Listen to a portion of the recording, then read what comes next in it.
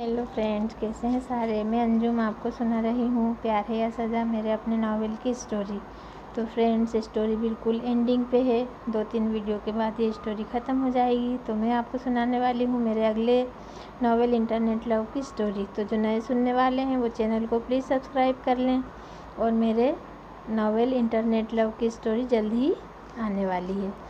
तो ये जो प्यार है या सज़ा की स्टोरी है ये अब एंडिंग पे है। तो मैं आपका ज़्यादा वक्त न लेते हुए कहानी को आगे बढ़ाती हूँ, सुनिए।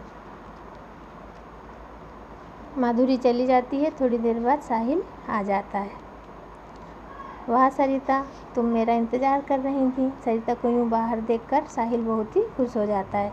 सरिता हाँ में गर्दन झुका देती है। साहिल उसे पकड़कर चारों तरफ घूम जाता है। खुशी से कहता है, ओ सरिता, यू आर सो स्वीट, तुम नहीं जानती मैं कितना खुश हूँ, कहकर बाहों में भर लेता है। सरिता पहली बार उसे कमर में हाथ डालकर पकड़ती है। साहिल ने महसूस किया, क्योंकि अब तक वो सरिता को जब भी गले लगाता वो मूरत सी खड़ी रहती थी। उसने कभी सागर को टच भी नहीं किया था। खुशी से वो सरिता का माथा चूम लेता है। दोनों अंदर आ जाते हैं। साहिल प्रेमा और सुभाष के पैर छूकर आशीर्वाद लेता है। प्रेमा बोली, चलो बेटा, खाना खा लेते हैं, काफ़ी दूर से आए हो, थक गए होगे। जा सरिता, इन्हें पीछे ले जा, हाथ मुंह धुलवा दे। हाँ माँ, भूख तो बहुत ज़ोरों से लगी है। सब साथ बैठते हैं। सरिता साहिल को पीछे ले जाकर अच्छे से फ्रेश करवाती है और फिर अंदर आकर अपने हाथों से खाना परोसती है। खाना खाकर साहिल और सरिता आंगन में आ जाते हैं। साहिल लेट जाता है। सरिता उसके पास ही बैठ जाती है। साहिल उसे अपने ट्रिप के बारे में बातें बताने लगता है। सरिता का हाथ अपने हाथ में लेकर कहता है, सच बताओ, तुमने मुझे मिस किया या नहीं। सरिता हाँ कहती है। फिर सुबह चलते हैं अपने घर। सरिता बोली, मैं चलती हूँ, आप कल यहीं रुक जाएं। हमारा शहर छोटा सा है, लेकिन मुझे यहाँ की नदी पर जाना बहुत पसंद है। हम परसों घर चल देंगे। इस बहाने आप और मैं कृष्ण मंदिर भी चल देंगे। ठीक है, आपके साथ आपके शहर में घूमने में मज़ा आ जाएगा सरिता जी। सरिता को खुद के ऊपर झुका लेता है। जानती हो, इस पीले रंग में तुम बिल्कुल सुनहरी सुनहरी नज़र आती हो। जी चाहता है मेरे सामने यूं ही बैठी रहो और मैं तुम्हें देखता रहूं। उसके खुले बालों से खेलते हुए साहिल उसके बालों को अपने चेहरे पर बिखेर लेता है। सरिता उन्हें समेटने लगती है तो साहिल उसे रोक देता है। इन घनी रेशमी जुल्फों के साये में हर दर्द सुकून पा जाए। वो सरिता को अपने बाजू में समेट लेता है। सरिता भी समर्पित हो जाती है। सरिता उसके हाथ पर सिर रख देती है। साहिल उसके चेहरे से उसके बालों को हटाता है। देखो, एक चांद वो रहा आसमान की बाहों में और मेरा चांद मेरी बाहों में। I am very lucky. Sarita, तुम्हारा साथ पाकर कितना सुकून मिलता है। और उसे अपने सीने से लगा लेता है। सरिता कोई विरोध नहीं करती, लेकिन आंखों में कुछ नमी सी उतर आती है। चांद को देखकर मन ही मन कहती है, अब तो खुश हो ना तुम सागर, आके तेरी बाहों में हर शाम लगे सिंदूरी, तू है साहिल के जीवन की कस्तूरी। साहिल सरिता से बड़े रोमांटिक अंदाज में कहता है। सरिता देखती है चांद पूरी चमक के साथ चमक रहा है। वो उसे देखकर बस धीरे से मुस्कुरा देती है। सुबह सरिता और साहिल दोनों ही जल्दी से तैयार होकर नदी के लिए निकल जाते हैं। रास्ते में सरिता अपना शहर दिखाती है साहिल को। साहिल बहुत खुश है। सरिता ने उसे खुद ही यहाँ रुकने को और साथ घूमने को कहा और सरिता बहुत ही उसे बदली बदली सी नज़र आ रही थी और खुश भी। धीरे धीरे ही सही, मेरे प्यार की जीत हो रही है, साहिल मन ही मन कह रहा था और खुश हो रहा था। वो दोनों नदी किनारे बड़े बड़े पत्थरों पर बैठकर खूबसूरत नज़ारे देखते हैं। सरिता ने आज सफ़ेद सलवार सूट पहना था। उस पर लाल दुपट्टा कितनी खूबसूरत लग रही थी। कितनी कसी से उसकी सादगी में कोई भी बिना डोर खींचे चला जाए उसकी तरफ। साहिल उसे देखकर सोच रहा था। साहिल बड़े रूमानी अंदाज में सरिता से बोला, कल रात देखा था एक चांद मैंने और अब तुम्हें देख रहा हूँ।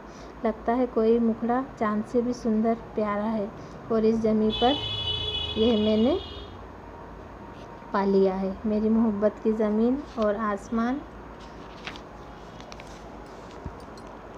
का चांद तुम ही तो हो सरिता। मेरी आरज़ू आज हकीकत में मेरी है, मेरे सामने है। सरिता को बाहों में लेकर उसके घने बालों को खोल देता है। सामने सरिता को नाव नज़र आती है। वो साहिल से बोली, अरे बाबा, कोई देख लेगा इस तरह, सब क्या कहेंगे। साहिल उसे और भी कसकर पकड़ लेता है। कोई चोरी नहीं कर रहा हूँ, आफ्टर ऑल वाइफ हो मेरी, देखने तो सबको कोई फ़र्क नहीं पड़ता। इस तरह वो दोनों खिलखिलाकर हंसने लगते हैं। सुनो देखो नाव आ रही है, हमें उस पार चलना है। तो तैर कर तो जा नहीं पाएंगे, तो जल्दी छोड़ो मुझे और चलो नाव में बैठते हैं। नाव उनके बेहद करीब आ जाती है। नदी का पाट बहुत चौड़ा होता है, लगभग 1 किलोमीटर से भी ज़्यादा।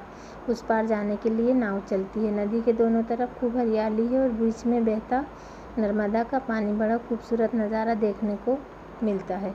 नाव वाला बोला, मेम साहब जी उस पार चलेंगे क्या? सरिता बोली, भैया हमें कृष्ण मंदिर के ले चलो। अरे आइए बुरा ना माने तो एक बात कहें साहब जी, आप दोनों की जोड़ी साक्षात राधा कृष्ण की जोड़ी है। आप जिस मंदिर में जा रहे हैं वहाँ भी बहुत ही सुंदर मूर्त है। साहिल सरिता को अपने और करीब कर लेता है। दोनों नाव में बैठ जाते हैं। सरिता पानी में हाथ डालकर पानी से अटखेलियाँ करने लगती है, जो उसका बहुत ही मनपसंद काम है। मल्लाह अपनी धुन में कोई प्यारा सा गीत गुनगुनाता है। साहिल उसे बड़े ध्यान से देखता है। कितना खुश और संतुष्ट नज़र आ रहा था। कितना कमाता होगा दिन भर में, लेकिन कितना सुखी लगता है। एक तरफ महानगरों की लाइफ, हर इंसान टेंशन में नज़र आता है। आपाधापी भागम भाग, किसी के चेहरे पर कोई सुकून नज़र नहीं आता। सरिता पानी की लहरों को छूती तो ठंडा ठंडा एहसास होता है। जीवन भी तो इन्हीं लहरों की तरह निरंतर चलता ही रहता है, बिना रुके लगातार। साहिल उस पर पानी के छींटे उछालता है तो वो भी साहिल पर पानी उछालने लगती है। मल्लाह बोला, साहब जी लगता है आपकी नई नई शादी हुई है, तभी दर्शन को जा रहे हैं। हाँ भाई ऐसा ही है। वैसे तुम कितना कमा लेते हो? साहिल ने पूछा। बस साहब जी, अपने घर परिवार को पेट भर खाना मिल जाता है और हमें क्या चाहिए। लो साहब जी आ गया कृष्ण मंदिर, हम नाव को किनारे लगाते हैं। साहिल देखता है घाट के ऊपर घनी हरियाली में मंदिर दिखाई देता है। नाव किनारे लगती है। साहिल उतर जाता है, फिर सरिता का हाथ पकड़कर उतारता है। मल्लाह को 500 का नोट देता है। मल्लाह बोला, ये तो बहुत ज़्यादा है साहब जी, इतना छुट्टा नहीं है हमारे पास। ये सब तुम्हारे हैं, खुशी से दे रहा हूँ, रख लो, बच्चों को मिठाई खिला देना। मल्लाह खुश होकर बोला, भगवान आपकी जोड़ी सदा बनाए रखे साहब जी। दोनों सीढ़ियों से ऊपर चढ़ते हैं। मल्लाह वहीं बैठा उनका इंतज़ार करने लगता है। साहिल सरिता का हाथ थामे रहता है। काफ़ी ऊंचाई पर बहुत ही खूबसूरत मंदिर होता है। साहिल और सरिता अंदर जाते हैं और दर्शन करके बाहर आते हैं। बैठने के लिए वहाँ बेंचें लगी होती हैं, जहाँ से नर्मदा का नज़ारा बहुत ही सुंदर लगता है। कितना सुकून है यहाँ, साहिल बोला। सरिता ने जवाब दिया, हाँ हम लोग अक्सर यहाँ आते रहते हैं, बहुत ही सुकून मिलता है। फिर थोड़ी देर बैठकर दोनों नीचे उतर आते हैं। थोड़ी देर दोनों रेत पर चलते हैं। अभी इस मौसम में किनारे खुले रहते हैं, रेत पर चलना बहुत अच्छा लगता है। सरिता कहती है वो दोनों दूर तक रेत पर चलते रहते हैं। तभी दूर से नाव आती दिखाई देती है। उन्हें ज़्यादा वक्त लग रहा था तो नाव वाला दूसरी सवारी छोड़कर वापस आ रहा होता है। साहिल बोला, कुछ दूर हम और ऐसे ही साथ चलते हैं, अच्छा लग रहा है यूँ तुम्हारे साथ चलना। नाव करीब आ जाती है। मल्लाह बोलता है, आइए साहब, आप लोग को छोड़कर मैं दूसरी सवारी छोड़ने चला गया था। और सूरज डूबने लगता है। डूबता सूरज देखना बहुत प्यारा लगता है, नदी में पड़ती उसकी सुनहरी किरणें। साहिल बोला, देखो सरिता, सूरज की किरणें लहरों से मिलकर कितनी खूबसूरत हो गई हैं। सारा पानी सोना सोना सा लग रहा है। सरिता बोली, हमेशा डूबता सूरज देखना मुझे बेहद पसंद है, बहुत सुकून देता है मुझे।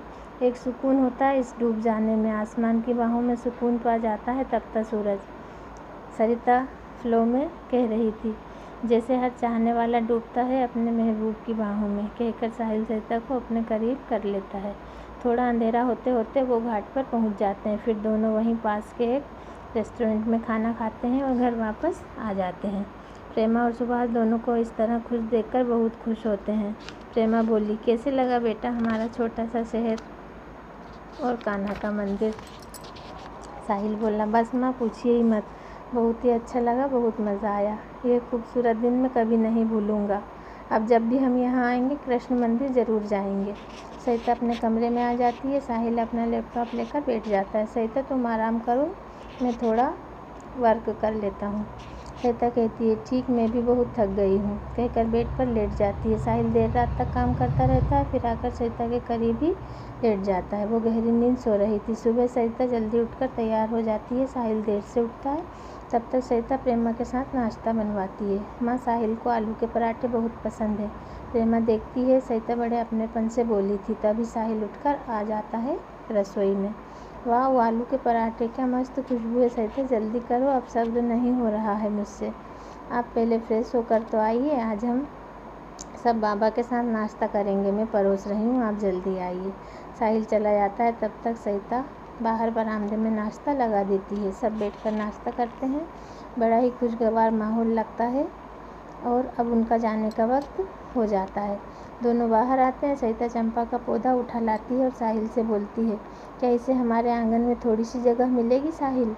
सरिता बड़ी ही मासूमियत से बोलती।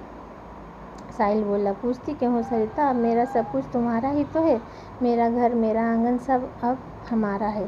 साहिल दरवाज़ा खोलता है, सरिता अंदर बैठ जाती है। एक बार नज़र भर के चंपा के पेड़ को देखती है। घर पहुंचते ही सरिता सबसे पहले चंपा का पौधा आंगन के एक कोने में लगाती है। दोनों अंदर अपने रूम में आ जाते हैं। सरिता अपना बैग खोलती है और कान्हा की तस्वीर को सामने ही टेबल पर रख लेती है। कान्हा मुस्कुरा रहे थे। सरिता मन ही मन बोली, अब हमेशा मुझे यूं ही देखते रहना।